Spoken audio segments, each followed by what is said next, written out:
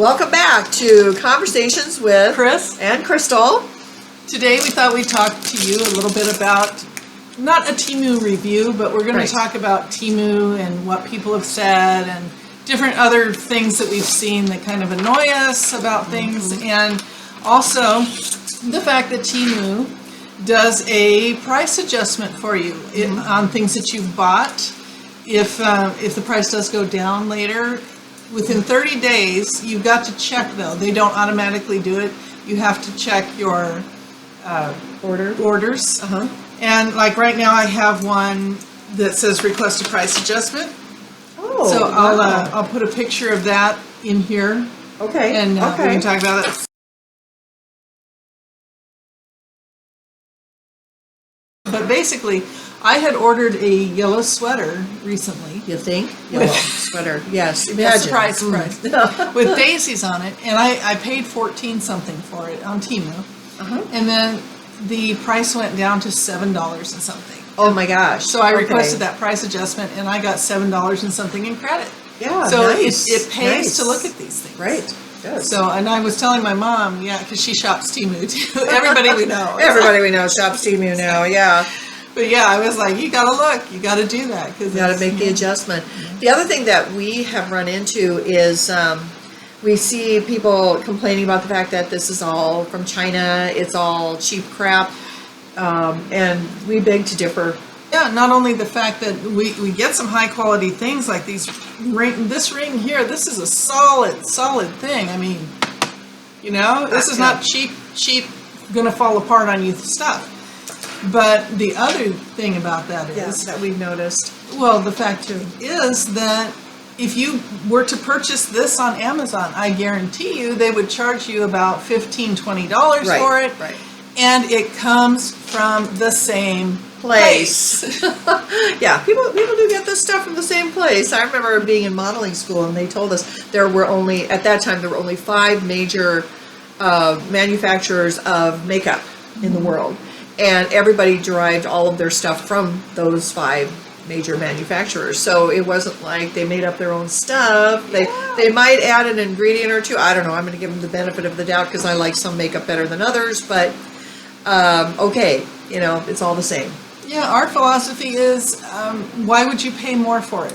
The same stuff. Same stuff. That's it. Yeah. And it's all, like we've done in our reviews. For me especially, I mean, she's been doing the jewelry and a lot more makeup, but I've got stuff I need and I can just get it, right away I think to myself, I need this. Well, let me check Temu first before I go anywhere else because, why pay more? Exactly. And if I find something, I'm browsing on Amazon for whatever reason and I see it there, then I'm like, let's look on Temu and see if it's cheaper before we buy this. Yeah, absolutely. So that was something we just wanted to bring up. It's just been upsetting to hear people talk about it. I mean, China owns, over half of our real estate in America anyway, over these many years, 50, 60 years of them investing in this and being in real estate. Yeah, you get to hear about that all the time.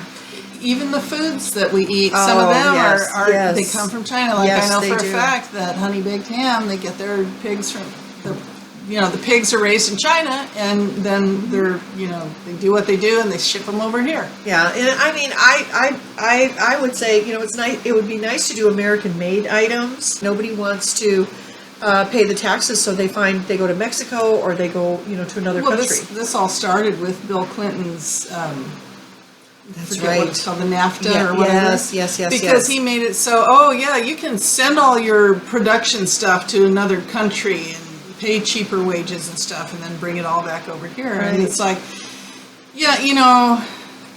but then that takes jobs away from our people. So. Yeah, it does. Well, the other thing I thought was funny, I know of a company that did that, and they actually had their engineers go down to Mexico to teach. I don't know what they were down there. I don't think they were engineers. And, through the years now, they've eventually found out that they're getting inferior parts. Well, true. And my brother used to work for TRW that makes the airbags for cars. And they send all their manufacturing stuff down to Mexico. Yeah. So, And so that they could do it cheaper. Ford Motor Company sent all their manufacturing stuff to Mexico.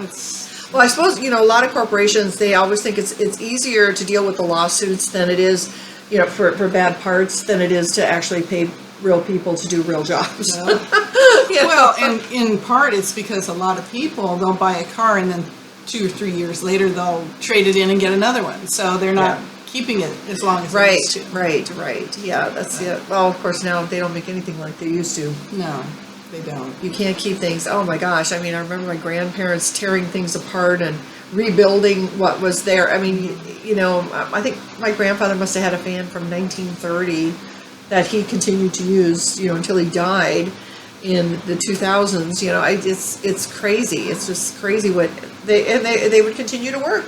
It was made out of like cast iron, and it didn't have the fan shield on it. It was just a little fan. Oh my gosh. Well, that's hysterical. The thing too. It's like things back then, they were built better, but they weren't maybe not as safe. Right. They didn't have the child safety features that we have today. So I guess we should be grateful for that. But yeah, I just have to laugh on how things are made now and how easily they break. And my parents, the toaster they got for their wedding, I had it when I was in my 20s, and I wanted to get a yellow toaster. My dad started grousing about how, this toaster is great. Why are you wanting to get rid of it? So it's like, well, I get that, but I want a yellow toaster. Yeah. Sorry. But I mean, it was still working over 20 years. Of course, yeah. Well, no, that'd have been more like 25 or 6 years after their wedding. Yep. So it is. It's a thing, but yeah, we've had China around us for a long, long time, and hopefully they just kind of stay around us and, don't take over, but, you never know. You just never know. Maybe not in our lifetime, but, so we just wanted to kind of touch on that. We were a little frustrated with irritated with some of the conversations that are going on and what people are choosing to believe. That's why we show our products online to you. Some of these places, they err on the side of panic, and I don't a lot need more it. these days than used to be. Yes. Oh, and not even these days. 20, 30 years ago, I was doing nurse practitioners, and they always erred on the side of panic because they're not doctors. And so, I actually had 2 times where nurse practitioners sent me to specialists, and the specialist said, "Why are you here?" They couldn't get it. They didn't get it. I miss the old doctors because now they're all retiring, and you're getting they're dead. Whichever comes first. Yeah, and you're getting all these youngsters that do that. Oh, let's run this test, that test, the other test, and an older doctor would look at you and go, "Okay, so what medications are you taking?" Yeah. Okay, cut that one out, and you'll probably be fine. Yeah, so you cut it out, and you're fine. They don't panic. They just this panic situation of, we've got to do all these tests, and we've got to do all this and all that. And what disappoints me is you go through all of that only to find out that there's nothing wrong with you. And they always say to you, "Well, aren't you happy now? There's nothing wrong with you." Not really. I didn't think there was anything wrong with me at the beginning. And there was all that stress because they put you through that. It's a lot of stress. What could be wrong with me? Well, it could be anything. It could be cancer. It could be some horrible things, And then, but that's what they always say. It's the same. Well, I hate to, flip along to all the professionals in the world, but lawyers. My lawyer told me that when I won. I was in a car accident, and he said, "Well, you have so much collateral damage. You should get a really good, settlement on this." And it ended up at $10,000. I saw $3,500 of it. He took the rest. And I said, "Only $3,500?" Because he had told me about the $10,000. And he said, "Well, it's more than you had before." Isn't that just lovely? I have not worked with an attorney since. And yeah. Well, and it's, people often say, especially the kids in my class, they'll say, "Oh, if so-and-so did this, I'd sue." Well, it's easy to say that, but every time, and I used to work in the legal field. It's like first you've got a judge who has their own opinion about things. Yep. And if they're not all there either, they might side with the wrong side. Even if you're clearly in the right, because that happened to me on one occasion, and I was so angry. And another thing that could happen is that. Lawyers, they can find loopholes for anything. And like what happened with you, now most lawyers down here, they only take 30% or 33% of what you win. Right. But there's also the cost. So Right. every piece of paper that they've copied and court costs and Yeah. everything else. Although in your case, they should have had the opposing party pay the cost. Well, interestingly enough, I think it was about 3 years after that, my mother had also used this particular law firm. They were disbarred because they were taking money from people. Well, there you go. Yeah, so there was something Yeah. going on. And so you have to be mindful of that. And, we started watching back, from Boston Legal. Oh, yeah. Yeah, that series. I love that series. I don't think I ever watched it before, but I think the very first show, my husband said, "I'm never trusting a lawyer again as long as they live." And, it is iffy because they do have to represent people that have done something, and they have to try to get them off of that. And the interesting thing is when I did need an attorney for business, I went to two of our pastors at church and I said, "Do we have, this is a mega church, big church. Do we have any lawyers here?"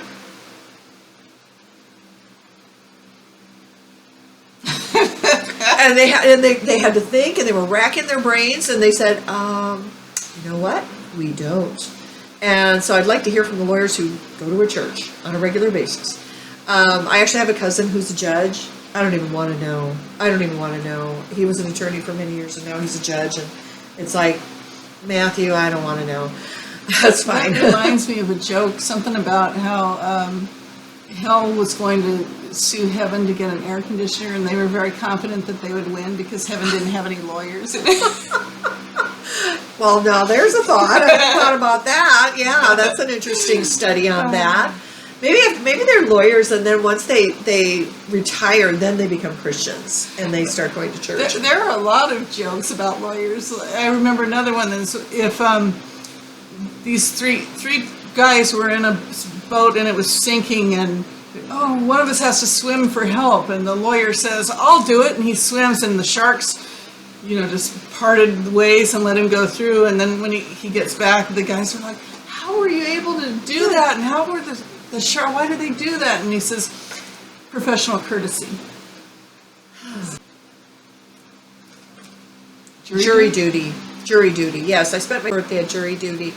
And of course they didn't want me because in my 20s I was on a jury, and we were deciding percentage of fault between two people. And now it was really nice. I did notice that now they ask you if you have any, you see the plaintiff and the defendant and they're like, "Do you have anything against, him being, in this case, he was Muslim. Do you have any problems with Muslim? Do you have any problem with cops?" Because the other one was a cop. And Mexican, and so they went through the whole thing. Is there anybody with any issues? Well, they didn't do that back in the past. They didn't ask you if they didn't care. You had a lady who was probably in her 80s and a kid who was in his 20s driving these two cars that hit each other. So right away you get and I'm listening for what the judge tells you to listen for, which is reasonable doubt. Yeah, if that lawyer can convince you that there is reasonable doubt, that is what you have to think about, not your opinion on the whole situation or what you feel about who these people are, how they work, and all this kind of stuff. If they can prove reasonable doubt, that's the direction you have to go. Nobody on that jury wanted to go there because they all wanted to go to lunch. I was getting so tired of it. I was so frustrated because what had happened is one of the attorneys had proven reasonable doubt with the older lady. They had a really great drawing of the intersection, just black and white, the dotted lines and the whole thing. And the attorney simply asked her, "Where were you when you approached the intersection?" And she pointed to the wrong lane of traffic, going the opposite direction. And he said, and he looked over at us with that look, like, "Did you see?" And he said, "Can you tell us again? What lane were you in when you were approaching the intersection?" And I'm not saying, that she wasn't smart enough. I'm not any of that. The man proved reasonable doubt. And that's where you had to start with. But the people in the jury had already decided this older lady, oh, this, you know, this young plump kid, he caused the crash, he made a mess. And, you know, living out in Arizona like we do, we know that's not true. We have a lot of elderly people who cause a lot of crashes out here and a lot of problems. So, in fact, my old car, old Yeller, got hit head on by this older lady, and I was leaving my mechanic. Just got the engine fixed on my old car. Oh. And she comes making a left turn, hits me. Well, she didn't have insurance. She was driving a Jaguar. Didn't have insurance. And people were like, oh, you should sue her. And again, like I've said before, no, because number one, either the judge is going to go, oh, this chippy is suing this poor old lady who has no money.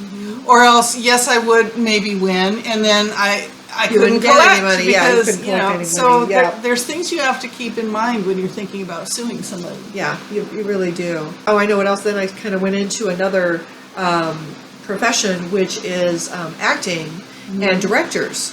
You know, I just never, I always took everything so personally because I was an ingenue, you know, young and dumb. A highly sensitive person. And highly sensitive person on top of that. And it was really difficult, even to the point I called some of the directors and I said, what? You know, what, am I just that bad? And they were like, no. But they had their opinion on what they wanted before they went in there, which is kind of sad. But in a way, I think a director kind of needs. Well, if you don't have my sister's nose, I'm not going to put you in that. Well, that's ridiculous. I mean, come on. Yeah. You know, I mean, if they're looking for a blonde, they wouldn't pick me. They would pick Crystal. Correct. You know, correct. So. Yeah, I get that. That's pretty generalized. I can handle that. But I mean, if you know, and people can wear a wig. Yeah, they can, but they don't. That's the thing that's bad with directors. They don't think about that. They're like, oh, this is what I see. This is what I want. You know. Yeah. They get it in their heads ahead of time. And so, I mean, I think you can be one of the most talented people around, and they're not interested. They're not interested. I've heard some of the actors who have become typecast, and they continue to go on and continue their career, and literally they don't even get to audition because they're, oh, we know what you do. Go, that is so sad because they just don't give anybody the opportunity. And now where are we with the mess that Hollywood is in? Oh, yeah. I do have another comment about jury duty, though. Oh, I'd love to hear it. Because when you've worked for lawyers, it used to be if you were a police officer, someone in the military, or worked for lawyers, it was, you're out. They're not going to pick you. But one time, I got called for jury duty, and I hated that they did this new thing now. You used to go in the morning, and then after that day, you're done. Yeah. Now they sometimes have you go in the afternoon, and then you have to come back the next day to make a full day. Yikes. Before you're done. Wow. Well, so I went one time, and one of the lawyers was a lawyer from a firm I had worked for. I knew him. Not well, but I knew him. Yeah. And so they didn't kick me off the jury immediately. And I was like, seriously, I have to come back tomorrow for this crap? I know this guy. I know a lot of lawyers in town, So I come back the next day, and that's when they kicked me off, and he pulled me aside afterwards because he wanted to chat with me about how my former boss was doing with his health and all this stuff. And I was just like, I don't even care. Yeah, I don't want to know this stuff. Oh my gosh. Yeah, but I mean, so if you want to avoid jury duty, become a cop, a soldier, or work for lawyers. Well, yeah, or do what Crystal did. I got up and I told them my story about how I didn't trust any of the other jurors to do what they were asked to do. Yeah. And and the guy and the judge asked me. He said, "So, do you think maybe you can't trust, the jury?" And I said, "Yeah, that would be a problem, and because it happened to me. Mm-hmm. It happened. I mean, there's so much passion behind it because." I love that. Do the right thing. I know, a jury of your peers. Oh, forget the peers. These people don't know anything. Or if they do, they don't care because all they can think about is themselves. They don't want to be there, and so it's I doubt. I'm just trying. I'm trying desperately to think of anything that looks like a jury that actually cares. You know what's sad too for me is that when I was working for the lawyers, I wanted so bad to be on a jury. In fact, one time I was doing a dinner theater on the side that I got paid for, and they asked, what's your career? So I was like, ooh, I work at a dinner theater, instead of saying I worked for lawyers. Yeah. But it came out, and I was like, and so I got kicked off. Now it's like, I don't want to go, because, that time is past. Well, you know too much, too. You'd go in there be going, what are you guys talking about here? And that's why they don't want people like me on juries, because you know too much. They want you to only know what they tell you. Right, and they do. They really try to, lay down the law. The problem is you've got real people in that room and that don't ever go to court, that don't know anything about it, that don't want to be there. I'm sorry, that was so tough for me. In fact, I think I got sick the next day after we finally did decide. I got sick. I called in to let them know, and she's like, "Wow." She goes, "You are one hot person here," and I'm like, "Yeah, I'm ticked at what happened." And she said, "Well, you served on one jury. You're done." And so I didn't have to go back. But I was, oh man, that was horrible. It was a horrible experience. I do have one more piece of advice for people who don't particularly want to go for jury duty.